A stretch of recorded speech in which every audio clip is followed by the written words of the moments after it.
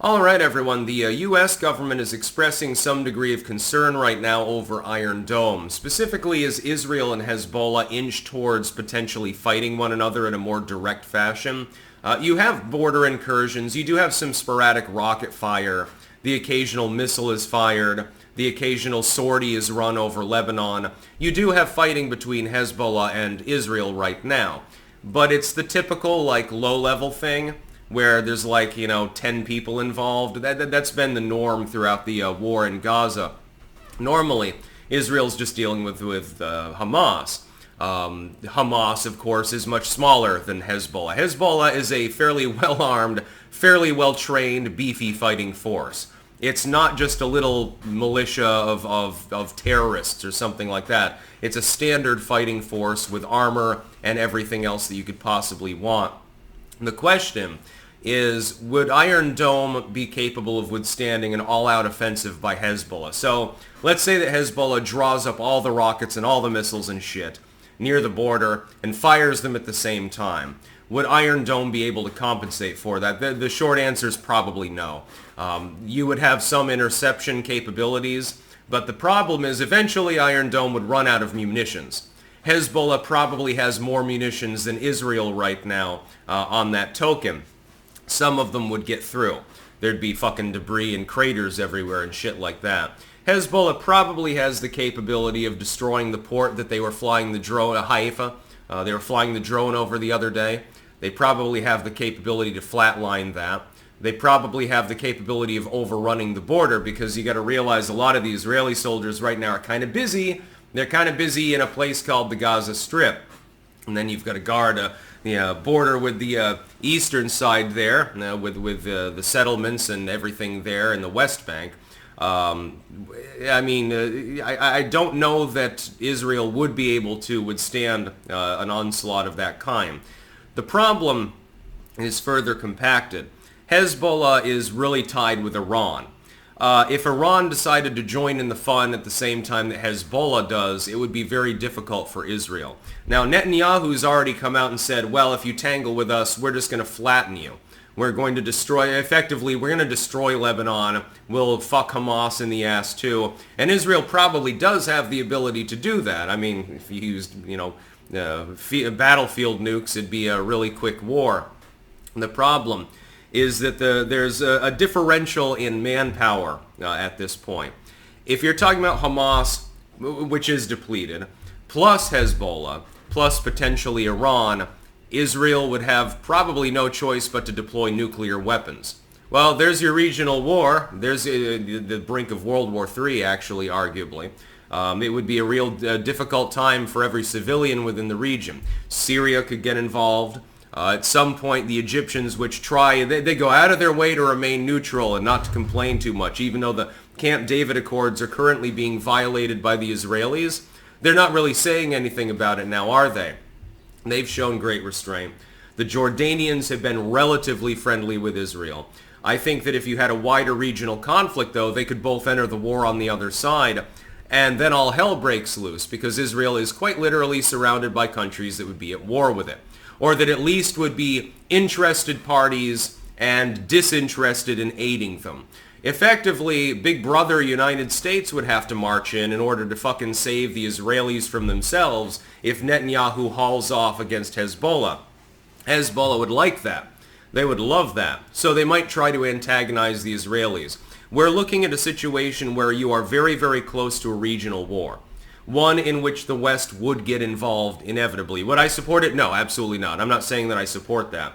But according to U.S. foreign policy doctrine, it would be almost inevitable that that would happen. The U.S. is not simply going to call for restraint when greatest ally gets invaded by Hezbollah. Even if Hezbollah attacked because Israel invaded another country, and they did that because a non-state actor that they don't even recognize attacked them, and it's just all a jumble fuck, basically, at this point. Then, you have secondary conflicts. Saudi Arabia is leering a little bit further from the West these days, against the petrodollar specifically. But they're still at war with the Houthis. Yemen is overrun, mostly. They're attacking our ships at port and out at sea, the same way. You've got things popping off in the Horn of East Africa.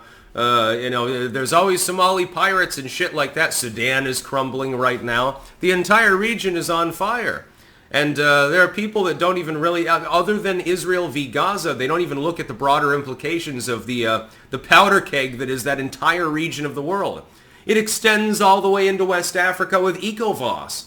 The Eastern Bloc has formed its own little alliance there in the western side of Africa as a counterbalance to what had been a relatively stable group called ECOWAS. Yeah, people don't even know that it exists. They've forgotten about Somali pirates. They've pretty much forgotten about the Houthis at this point. This entire region, and it is a vast region, is about ready to implode in on itself, probably causing a worldwide Great Depression in the process. Do you realize how much of the world's energy would be destabilized by such a wider conflict? And it could happen. It would be like a miniaturized World War III. It would be similar. It'd be like a World War II that takes place in the top half of Africa and most of the Middle East. It'd be insane. Tens of millions of people would die. I'm skeptical whether Iron Dome would be capable of holding up under such an onslaught. If Israel really gets jackhammered, and you have tens of thousands of civilians are dead, and IDF posts have been destroyed and stuff like that, the Israelis might haul off and go insane. They might literally use nukes. You do realize that they have a stockpile, and it's not an unsophisticated one. Pentagon report from the 1980s that was only declassed under Trump in, 2018, I think, proved that, by the way. The Pentagon said, yeah, the Israelis took a bunch of nuclear triggers, and now they've got thermonuclear weapons. No, not atom bombs. They've got the modern kind, like they're as good as ours. Somehow they developed them. They probably cross-trained, by the way, with South Africans. There was a rogue nuclear test offshore one time that can't be accounted for. They're thinking it was an Israeli weapon. I'm sure that it was. That could be bad. Yeah. Nuclear Judaism could come to Syria or one of these other locations fairly easily. The Israelis certainly have the capability in the military sense to deploy such a weapon. And they'll do it too. There's always the Samson option. So we should be kind of concerned, I think, about what's going on in that part of the world. Nobody, though, extends it further than simply Israel v. Gaza, except talking about Hezbollah, as though Hezbollah is in a vacuum. It's like an insular party. No, it's effectively an Iranian proxy. And with several of the other nations in the region throwing up their hands and saying, we don't want any part of this, Israel's list of allies within the region is pretty short. Whereas you have a number of states that could lean in the direction of fighting them should they haul off. Again, Syria, Iran, it wouldn't just be Hezbollah as a non-state actor. The Lebanese government, I'm sure, would not be particularly happy about it if Israel starts pit bombing their entire country. They've got their own problems. The United States trying to be a guarantor of the Lebanese government, by the way, because at least an attempt is made. What I don't want to see is a war that gets so large that any Western troops have to enter the region, because it'll be Iraq 2.0, or at this point more like 4.0. It would be a disaster. It'd be a graveyard of nations moment, that's for sure. That's about all. Peace out.